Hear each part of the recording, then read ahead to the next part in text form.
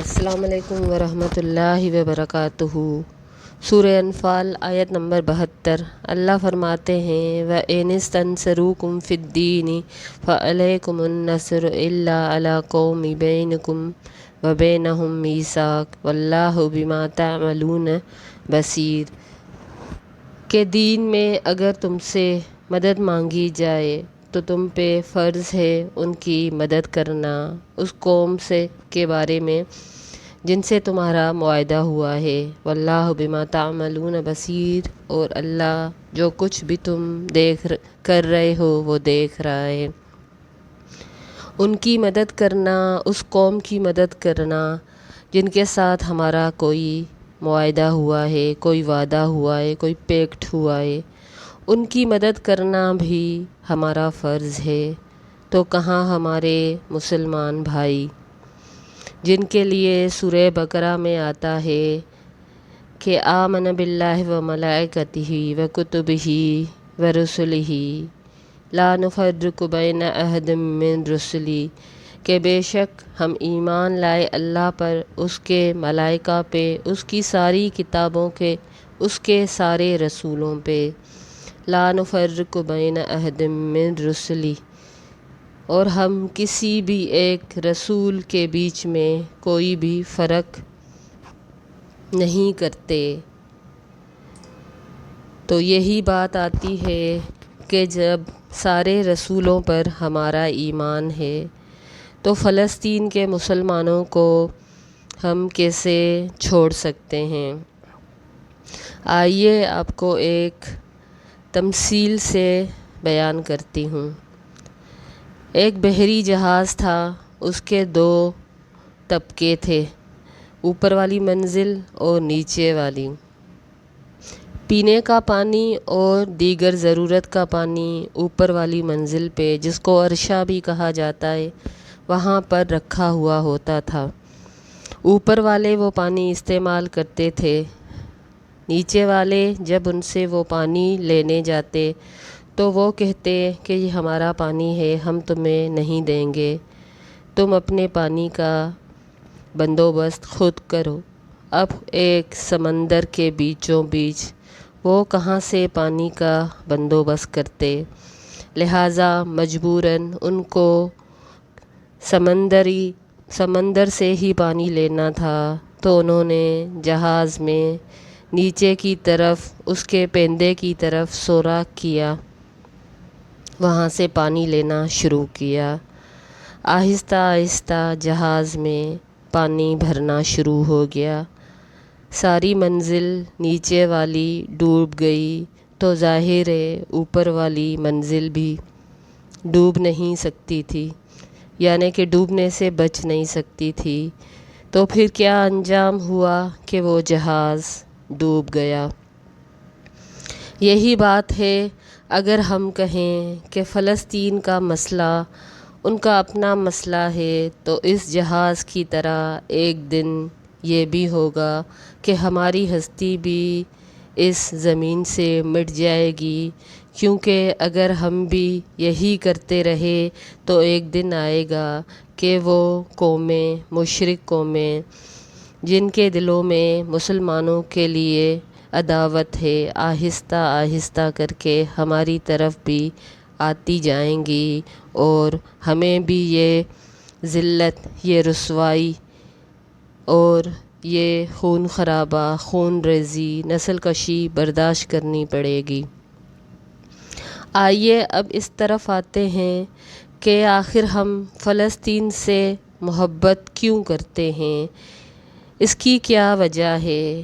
اس کی ایک وجہ نہیں ہے، سب سے بڑی وجہ تو یہ ہے کہ یہ ہمارا قبلہ اول ہے، یعنی ہم پہلے اس کی طرف منہ کر کے نماز پڑھتے تھے۔ اس کے علاوہ یہ تمام انبیاء کا مسکن بھی رہی ہے اور مدفن بھی رہی ہے، یہاں تک کہ حضرت ابراہیم نے بھی اللہ کے حکم سے فلسطین کی طرف ہجرت کی۔ اس کے علاوہ حضرت لوط کو جب اس کی قوم کو عذاب دیا گیا اور حضرت لوط کو اس عذاب سے نجات دی گئی تو وہ بھی اسی سرزمین پہ نازل ہوئی تھی۔ اس کے علاوہ حضرت داؤد نے بھی اسی زمین پر حکمرانی کی تھی اور یہاں پر اپنا ہیکل بنایا تھا۔ پھر حضرت سلیمان بھی اسی ملک میں بیٹھ کر ساری دنیا پر حکومت کرتے تھے۔ اس کے علاوہ حضرت زکریا علیہ السلام کا محراب بھی اسی شہر میں تھا۔ حضرت موسیٰ کو بھی حکم ہوا جب انہوں نے اپنے قوم کو فرعون سے نجات دلائی تو اس کو بھی یہی کہا گیا کہ اس شہر میں داخل ہو جاؤ۔ اس کے علاوہ اس زمین پر بہت سارے معجزات بھی ہوئے، جس میں ایک معجزہ حضرت عیسیٰ کی ولادت کا تھا۔ اس کے بعد حضرت عیسیٰ کو جب اس کی قوم نے ہلاک کرنا چاہا، قتل کرنا چاہا، تو اللہ نے ان کو فلسطین سے ہی آسمان کی طرف اٹھایا۔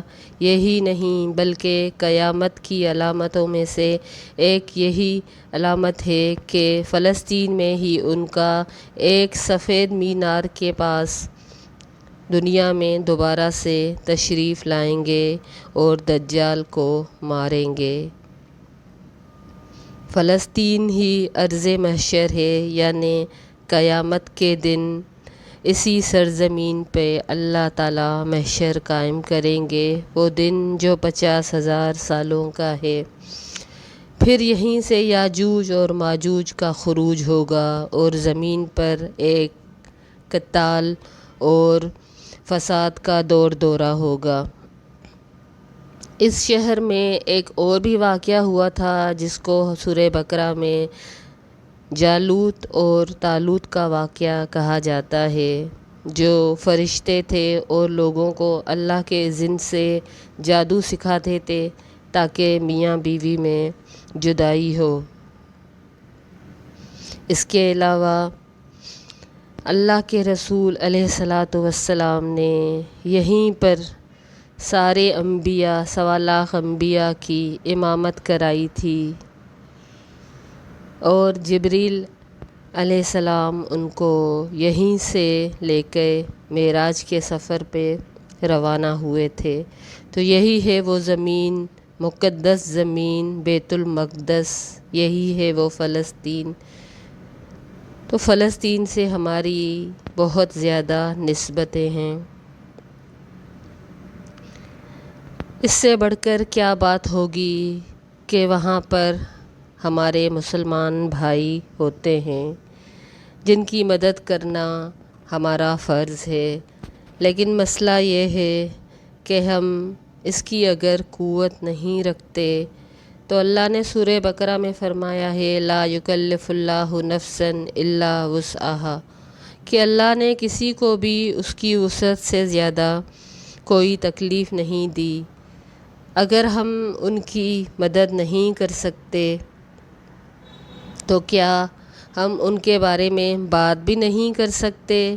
کیا ہم ان کے بارے میں کچھ بھی نہیں کر سکتے؟ جی نہیں، ہم بہت کچھ کر سکتے ہیں، ان کے لیے دعا کر سکتے ہیں۔ ایک بہترین دعا ہے اللہم انصر مجاہدین الذین یقاتلون لتکون کلمۃ اللہ العلیٰ، اللہم اعز الاسلام والمسلمین واذل الشرک والمشرکین، اللہم انصر بالاسلام والمسلمین فی کل مکان۔ اللہ سے دعا کرتے ہیں جہاں کہیں بھی مسلمان ہوں اللہ ان کی مدد فرمائے۔